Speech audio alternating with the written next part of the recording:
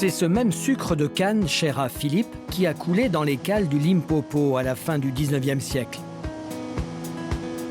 Lorsque le vraquier anglais se déchire sur le récif, le seul train de l'île était déjà en service depuis 10 ans. Et le sucre qui se trouvait dans les cales du cargo a dû certainement transiter par les wagons de celui que tout le monde ici surnomme le Ti-train longtemps. Une ligne de chemin de fer spécialement construite pour acheminer la canne vers les usines sucrières. Un homme a encore le privilège, avec son équipe, de s'installer aux commandes de ces machines d'un autre temps. C'est Gérard Chottard. Ce passionné de train a rénové les locomotives et la petite dizaine de kilomètres de voies qui relie la Grande Chaloupe à la Possession.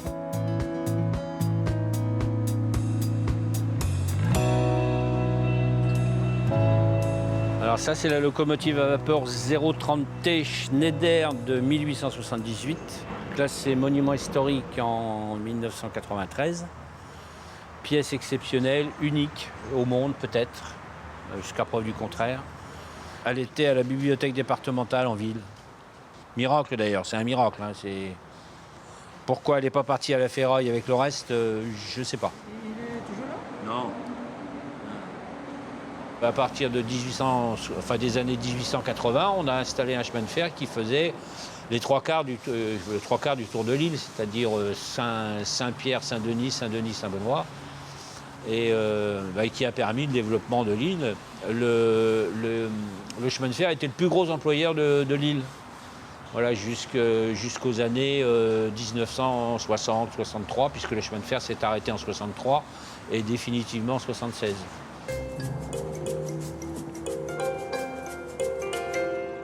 Les passionnés de train à La Réunion n'ont plus qu'une dizaine de kilomètres de rails encore en état, sur lesquels ils peuvent faire rouler leur matériel. Des voies qu'ils doivent bichonner pour continuer à faire vivre ce passé ferroviaire.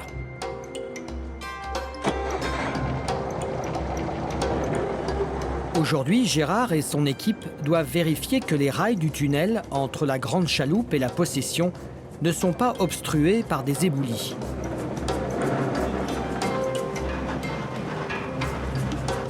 Une visite de routine qui peut parfois réserver quelques surprises.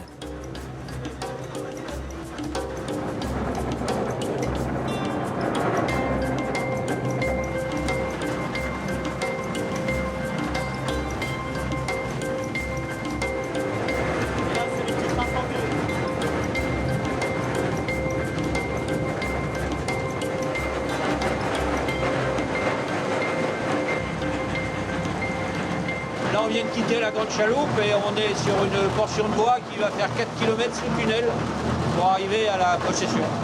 Voilà, qui est notre terminus pour nous, provisoire, espérons. Le tunnel, on le connaît par cœur, on a changé des centaines de traverses, on a changé des paquets de rails pas possible pendant des années, donc oui, on connaît bien. Ouais. Si on peut circuler, c'est parce qu'on a travaillé là. Donc, ça fait plaisir, ouais.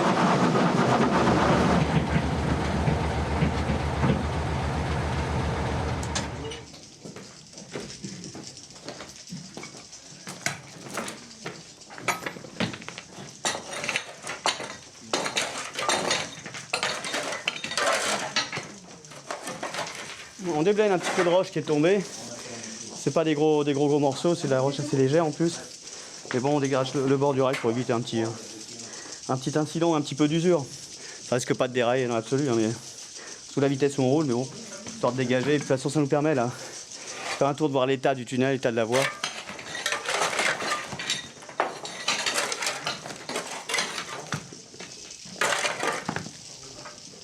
C'est un tunnel donc, qui a été percé, pareil, 1878 jusqu'à 1882. Il y a eu 4 ans de travaux. C'était creusé à la baramine et à la dynamite. Et le tunnel, il est tordu comme ça parce qu'il suit la falaise de l'intérieur. Parce que les équipes qui perçaient le tunnel descendaient en rappel du haut de la falaise. Ils perçaient perpendiculairement à la mer. Et après une équipe qui partait à gauche, une équipe qui partait à droite. Et puis ils essayaient de se rejoindre. À l'époque, il n'y avait pas de visée laser, de trucs comme ça n'existait pas. Hein. Alors c'est les Piémontais qui ont construit ça parce que c'est ceux qui avaient construit le canal de Suez à l'époque. Ferdinand de Lesseps, et c'était les mêmes parce qu'ils avaient la réputation d'être de bons ouvriers et puis surtout d'avoir une grosse résistance à la chaleur parce que bon, évidemment, il fait chaud à La Réunion. C'est des salanganes, c'est ce qu'on appelle des hirondelles de caverne. Voilà, ce sont des petites hirondelles qui sont à moitié aveugles. Et on les récupère comme ça des fois dans les rentres, on les prend, on les lâche et puis voilà. Alors il doit y avoir des nids un peu plus loin.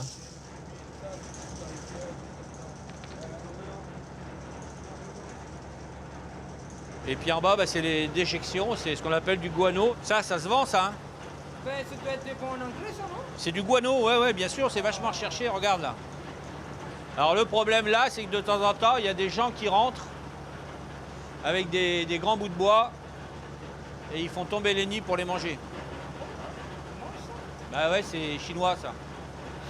Mais là, il y a longtemps qu'ils ne sont pas venus parce qu'il y en a beaucoup là.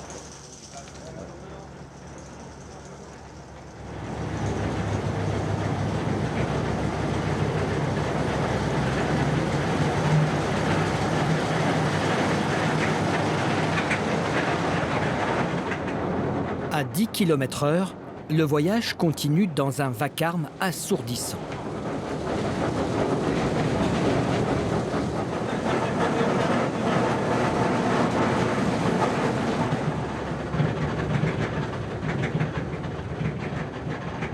Mais à la sortie du tunnel, la locomotive s'arrête.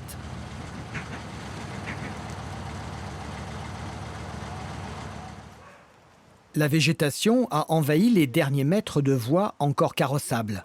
Impossible d'aller plus loin sans risquer d'endommager la locomotive. Il y a des témoins dessus qui ont bougé. Voilà le prochain chantier de Gérard et de son équipe.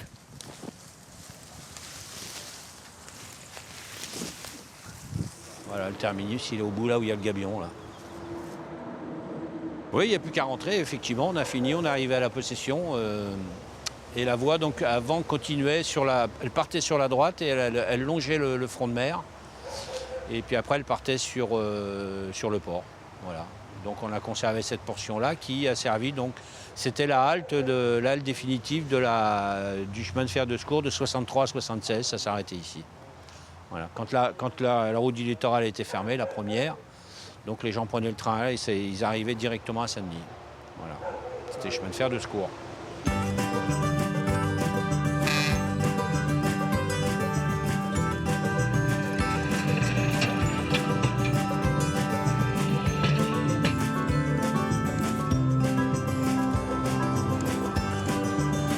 Quelques vestiges de la voie ferrée sont encore visibles autour de l'île, comme cette voie transformée en promenade le long de la mer, qui rappelle aux Réunionnais le passé glorieux de la canne à sucre.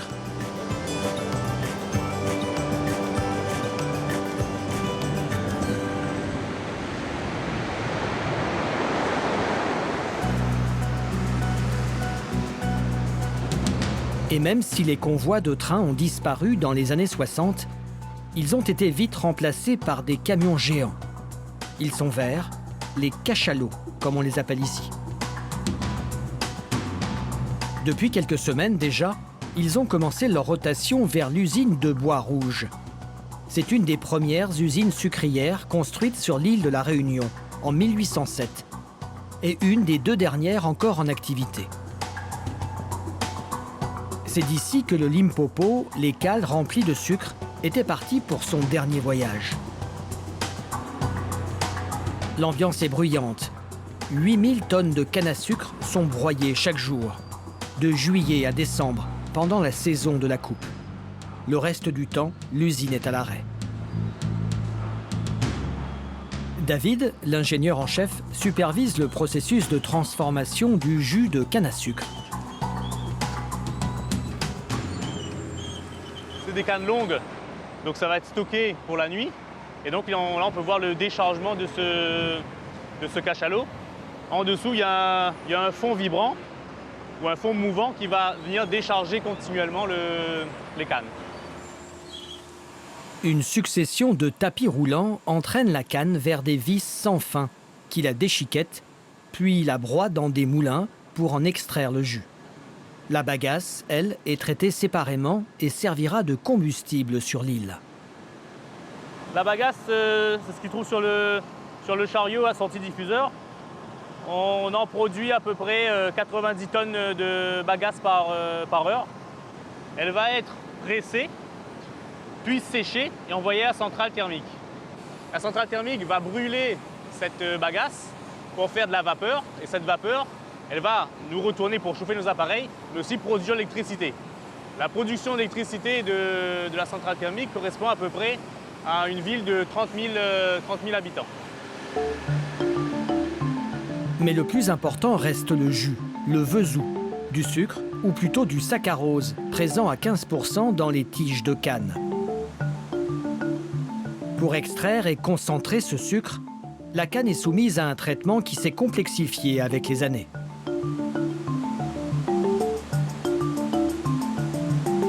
Le jus récupéré est chauffé, est chaulé, et ensuite on va pouvoir séparer les impuretés du jus clair qui va nous servir pour la cristallisation du sucre.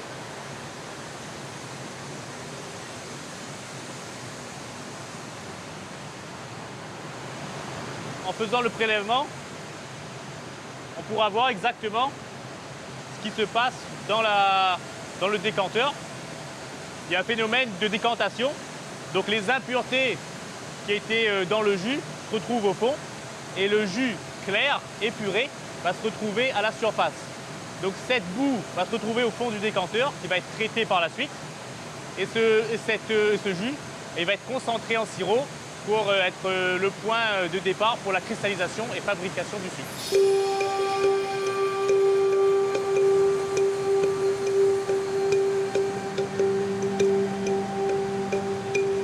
Après évaporation, le jus se transforme en sirop. Commence ensuite le processus complexe de cristallisation. Et la taille des grains, c'est bon? Ah, franchement, c'est un bon sucre qui va Un bon sucre qui va sortir. Un bon pied. Hein. Voilà.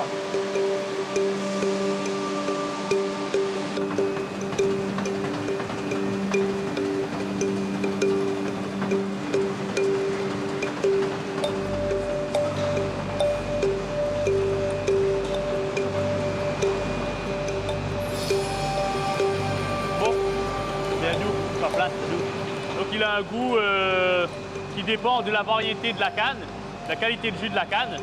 On a un sucre roux ici. Et ce sucre roux sorti de bois rouge sera envoyé dans les centres de conditionnement et ensuite conditionné pour être vendu dans les différents centres commerciaux, donc directement chez le client.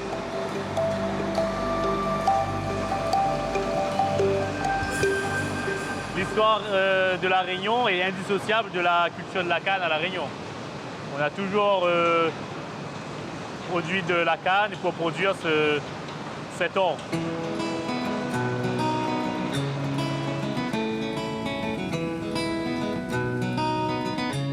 Sur les 210 000 tonnes de sucre produites par an à La Réunion, 6 000 tonnes sont consommées sur place.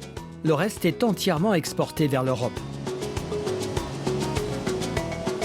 Du brun, du roux et même du roux de roux. De la cassonade aux notes de vanille et de cannelle, il y en a pour tous les goûts et de toutes les couleurs. Mais il est une variété oubliée qui commence à refaire surface. Un aliment vivant et très peu calorique. Le galabé, un sucre brun non raffiné et uniquement fabriqué artisanalement sur les flancs du volcan de l'île.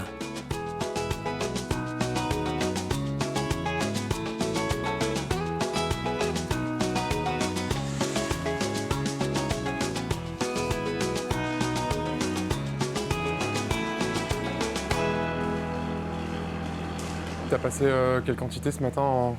Plus de 500 kilos ce matin. Ouais, Ouais, on a commencé, la journée a bien commencé, ouais.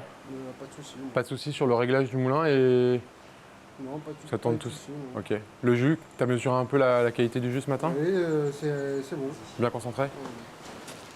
C'est bon le foyer là? Oui, oui. Ouais. Alexis Rivière est un enfant du pays. C'est dans les malles de sa grand-mère qu'il a retrouvé la recette de ce sucre que l'on fabriquait jadis au feu de bois. C'est un produit qui est fait uniquement à partir de jus de canne, mais c'est aussi pour bon nombre de Réunionnais un produit culturel qui a un petit peu la couleur d'une madeleine de Proust locale. Donc c'était intéressant de refaire vivre ce produit à la fois pour ses qualités intrinsèques, mais aussi pour la dimension, je dirais, culturelle ou affective qu'il peut avoir pour les Réunionnais.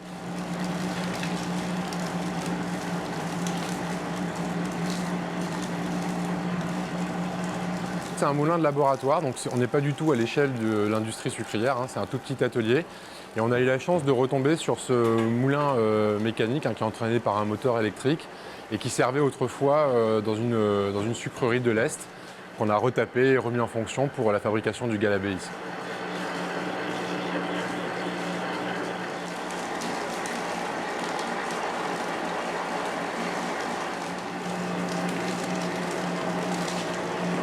Donc le galabé, en fait, c'est un sucre intégral. C'est du jus de canne intégralement cuit. On ne cherche pas ici à cristalliser le saccharose. Ce qui nous intéresse, c'est simplement finalement d'assécher le jus de canne. Donc, contrairement à ce qui se fait généralement dans l'industrie sucrière, où on cherche à cristalliser le saccharose, nous ici, on évapore à l'air libre. Donc on a une température d'évaporation et d'ébullition qui est plus importante. Et c'est très important pour le produit parce que sous l'effet de la chaleur, on va créer beaucoup plus d'aromatiques que dans la production industrielle du sucre. Un jus très long à préparer, de première pression. Un sucre naturel, sans additifs, ni conservateurs et sans colorant.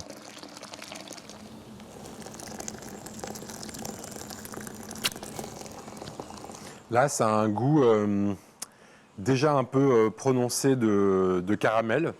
Ça sent la canne. Et on commence à avoir les premiers traceurs de ce qu'on aura dans le sirop ensuite, c'est-à-dire une odeur de fruits rouges, un goût de rhubarbe cuite par exemple.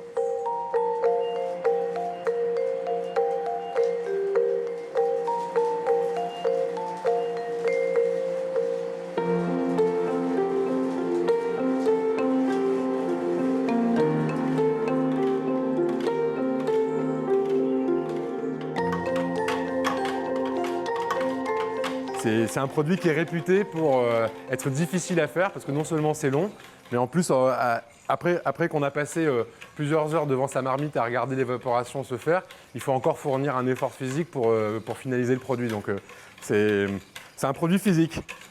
Alors on sait que le produit est fini à son aspect, parce que là on voit qu'il est plutôt brillant, et plus il va se densifier, plus il va se matifier. C'est un niveau de viscosité particulier qui nous permet de déterminer à quel moment on va pouvoir couler le produit. Et c'est vrai que c'est un paramètre clé parce que si on attend trop, le produit ne peut plus être coulé. Si on le sort trop tôt, il ne prendra pas en consistance. Donc c'est un peu la recette pays, la recette secrète.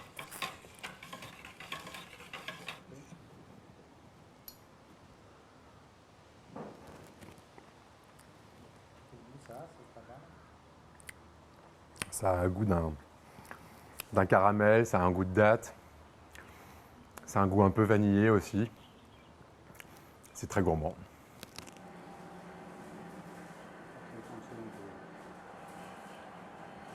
Donc là, on embouteille le sirop.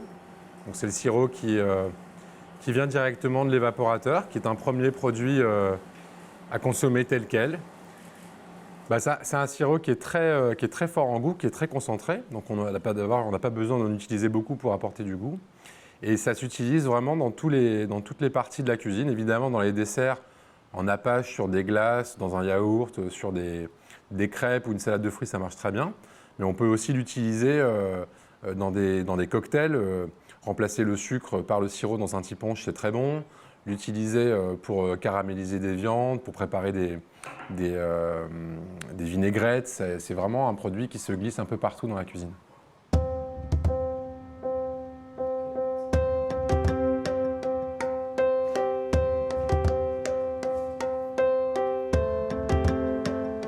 Une fois baratté à la main jusqu'à obtenir une consistance de caramel, Alexis coule le galabé dans des moules, le sèche et le conditionne. Cette année, il a réussi à produire 5 tonnes de ce sucre d'exception qu'il vend à près de 100 € du kilo.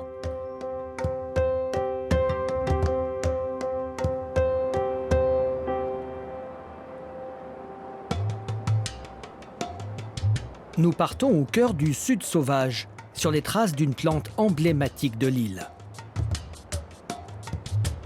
Sur les pentes des coulées de lave du Piton de la Fournaise, les forêts de palmistes abritent une orchidée sauvage. Louis Leschnig cultive à sa façon depuis plus de 20 ans cette fleur, la seule dont le fruit est comestible. C'est un travail de tous les jours auquel il se livre, car la fleur de vanillier ne fleurit qu'un seul jour sur une période de 2 mois. Alors il ne faut pas la rater. Donc là, c'est tous les matins qu'il faut venir. On est en fin de floraison, on est déjà en janvier et généralement la floraison est terminée. Mais ici, on est un petit peu en altitude, 500 mètres, 600 mètres d'altitude. Les fleurs est un petit peu en retard maintenant sur les dernières fleurs et là il faut intervenir.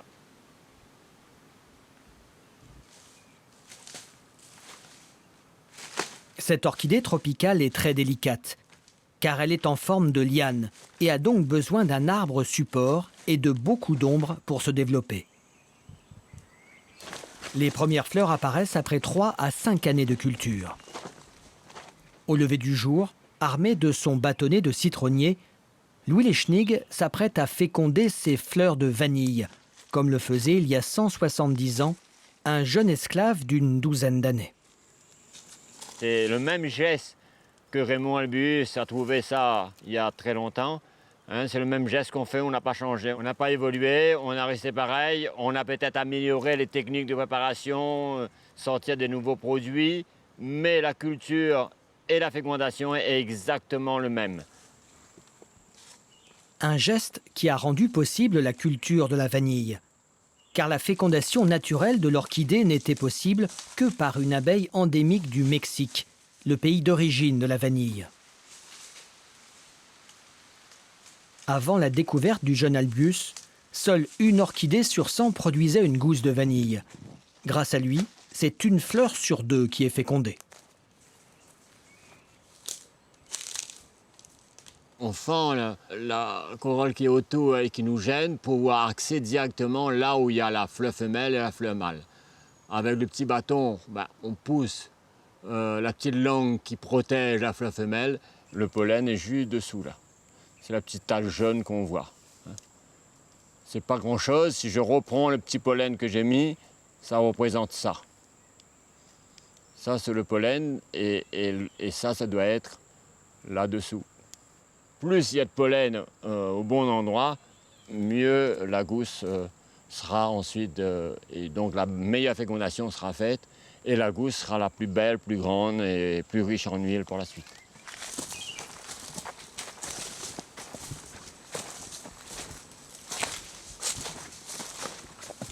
Là on est. Là on arrive là où il y a déjà des gousses toutes faites.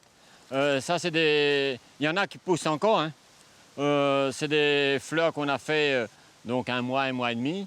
Elle ressemble à une gousse qui est bonne à récolter, mais elle est vide, elle n'a rien, c'est de la paille. Tandis que là, dans 7, 8, 9 mois, ça va être le top. Après une petite année de croissance, les gousses sont récoltées, souvent plus d'une centaine par liane.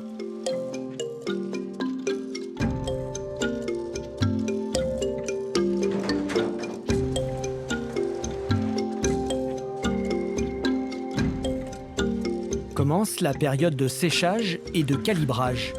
Elle peut durer de quelques semaines à plusieurs mois.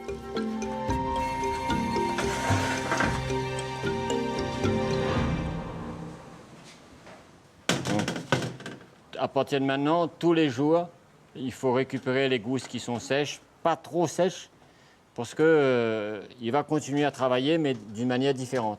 On reconnaît, elle est déjà bien efflétrie, elle est souple, on peut faire un nœud, voilà, on sait qu'elle va se conserver par la suite. Et celle-là, elle est encore un peu trop épais. Et puis on peut avoir d'autres encore qui sont encore beaucoup plus gros.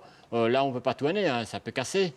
Plus la gousse est longue à sécher, plus elle est bonne aussi. Plus elle est grasse, plus elle est épaisse.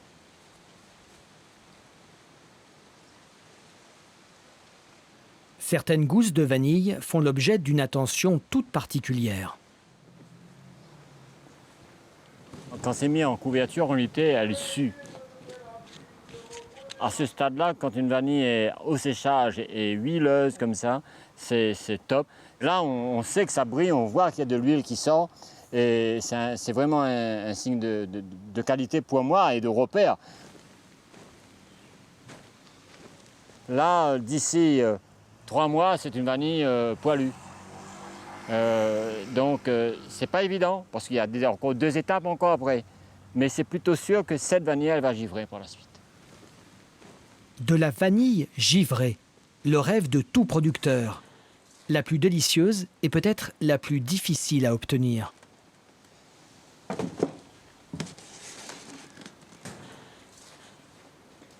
Donc là, je vais vous montrer ma fierté. Le résultat de tant d'années d'expérience, hein, c'est de passer une vanille fraîche à ce produit où que la vanille ensuite, tout en étant épaisse et grosse, elle se cristallise comme des cristaux de sucre. C'est la vanilline qui sort et qui givre. Mais là, quand on montre ça et on fait sentir ça aux clients, il n'y a pas de mots. Des poils sur de la vanille. En fait, des cristaux de vanilline givrés, caractéristiques d'une récolte exceptionnelle.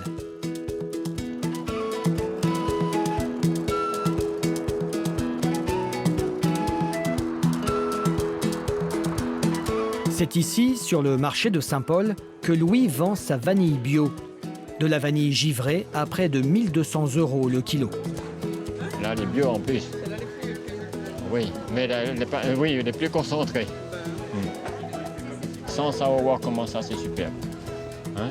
Là, au moins, ils sont en affaire. Ah oui. Et même si la production de vanille à La Réunion reste confidentielle, il se murmure qu'elle serait la meilleure du monde.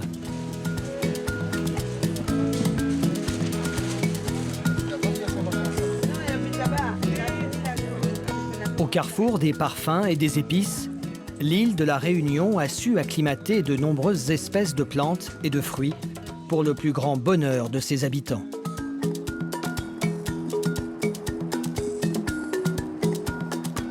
Comme ces champs de canne, le sucre de la terre, au vert presque irréel, qui s'étendent à perte de vue sur les flancs d'un volcan qui a façonné l'île.